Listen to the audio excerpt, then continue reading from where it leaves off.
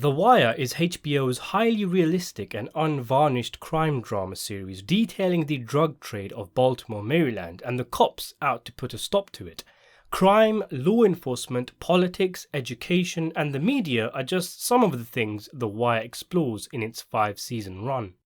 Whilst Season 1 sticks to the streets, the second season of The Wire explores the ports, and as such, we learn about the wholesale suppliers of the top quality drugs being supplied to gangsters like Proposition Joe, known as the Greeks, the elusive, mysterious, and powerful crime syndicate led by a man simply known as the Greek. And of course, he isn't even Greek. Sergei Malatov is an enforcer for the Greeks who is a prominent supporting character in Season 2. Being Russian, he is sometimes referred to as Boris, although of course he isn't even Russian. But in any case, one of his primary roles is picking up containers of cargo from the ports and taking them to the Greeks' warehouse. That cargo can be stolen goods, drink, drugs, or even women, but Sergei is trusted enough to get the job done, and even if he is caught, he has experience of prison in his homeland, meaning American prison life isn't too much for him to deal with. Eventually, of course, he is sent to prison after a cargo of prostitutes are killed by a crewman, and the Greeks, Spyros Vondas in particular, murders the crewman, with Sergei having the job of disposing of the body, which he does so by removing the body's hands and face. But when the body is later found and identified by a tattoo the crewman had, and security footage of Sergei abducting the crewman is obtained, the police threaten Sergei with the death penalty, and a shaken Sergei, usually so cool and suave, gives up information on the Greeks to avoid the chair and instead receive life in prison with no parole. He tells the cops about the murder of the crewman, that he was there but Vondas was the killer, and he even gives up the location of the hotel where the Greeks are, but by the time the police get there, it's too late, and they have already escaped. It's not until the final season of The Wire that we again see Sergei, with him being involved in Marlo wanting a direct line to the Greeks to circumvent Proposition Joe. Marlo asks Sergei to get a message to the Greeks, who is initially dismissive of Marlo and rude to him. You have to also remember that Sergei was on friendly terms with Prop Joe, and he no doubt knew what would happen to Joe if Marlo managed to cut him out. With all things considered, this is not an easy decision for Sergei. He thinks about it, but ultimately business is business, and he gives Marlo what he wants. And that's pretty much the last we see of Sergei. Why the Greeks chose the volatile Marlo over the stable Joe is something I've already discussed in another video. So be sure to subscribe and hit the notification button if you enjoy my videos. But today I wanted to focus on Sergei because he's quite a strange character from a narrative perspective, and there's a lot of questions that come about from his story. Like for example, seeing as though he snitched on the Greeks, why didn't they kill him? How is it possible that he is still on good terms with the Greeks, that he can be a middleman between them and Marlo, when surely by now he should have been given the D'Angelo treatment? And also, with him living out his days in prison, what's in it for him? And just what kind of valuable information could he give to Marlo anyway? It's not as if he would be in the know with the Greeks. He's out of the game. As Vondas tells Joe in Season 2, the Greeks would be using new people for their dealings. So let's discuss. Why didn't the Greeks kill Sergei for his betrayal? Well, as simple as it sounds, is it possible that they simply did not even know that he ratted on them? Sure, they had a contact in the FBI, but they didn't know everything about everything. And Sergei's information didn't lead to anything, as the Greeks had already fled the hotel by the time the cops arrived. They had no idea how close they were to getting caught, so had no reason to suspect Sergei or any of their men talked to the cops, because nothing came about as a result.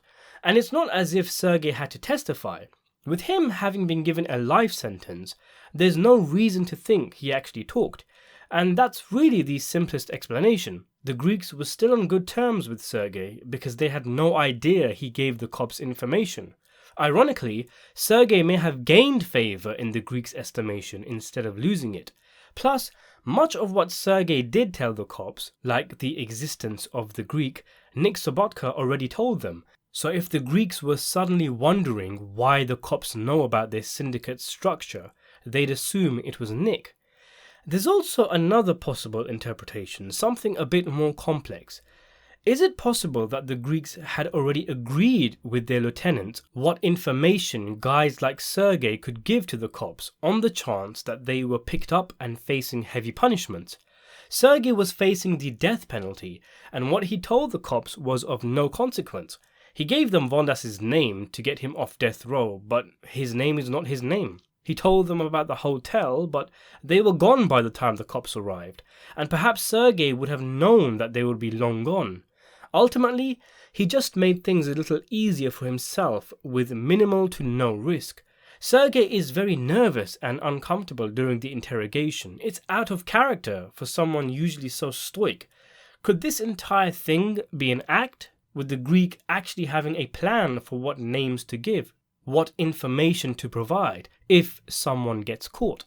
Obviously, even the most hardened man will be subject to breaking point when facing the death penalty, so it's a stretch to say Sergei was acting, but I think it's definitely a valid interpretation of events that Sergei intentionally gave useless information which the Greeks would have no problem with him giving up, and thus he was still on good terms with them after season 2 and there was no reason to kill him.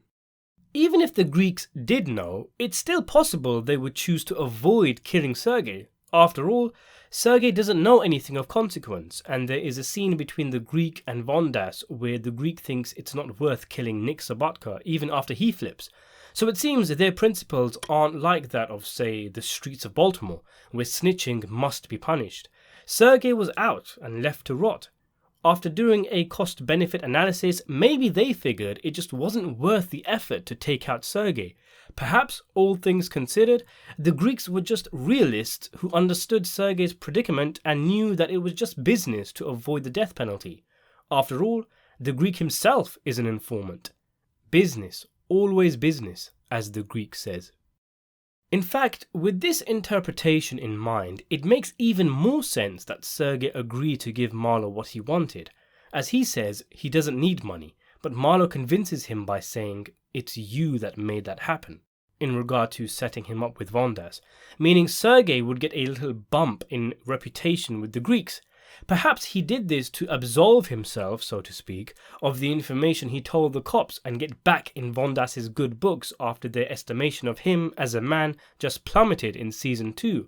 So Sergei can now get what he wants from them, whether that be his family outside of prison taken care of, his reputation back, some prison credit, he gets to feel a bit important, or whatever.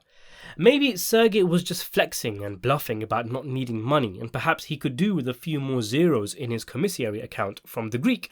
Although, to be honest, even with him pointing Marlo in their direction, the Greeks had probably already ended their association with Sergei, and he might be doing this for the prison rep.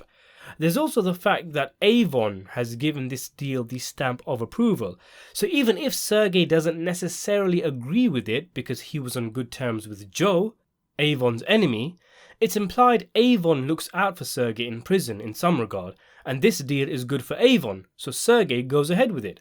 In the meeting between Sergei and Marlo, Sergei even looks back at Avon when Marlo makes his offer, and Avon tips his head, which supports this theory.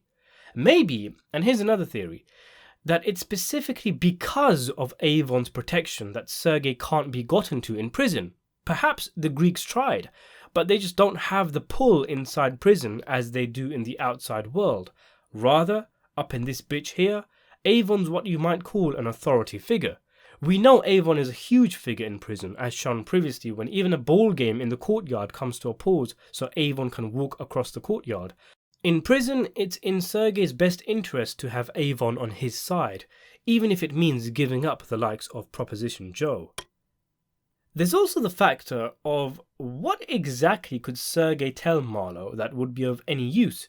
How would he know how to contact the Greeks from prison?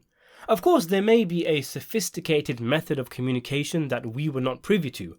After all, not everything needs to be explained. Sergei told Marlo whatever he needed to get to Vondas. It doesn't matter exactly what. But it does beg the question when you consider Sergei's situation, and I've given this a bit of thought, and it may be that all Sergei actually told Marlo was the location of the bar where the Greeks frequented in season 2.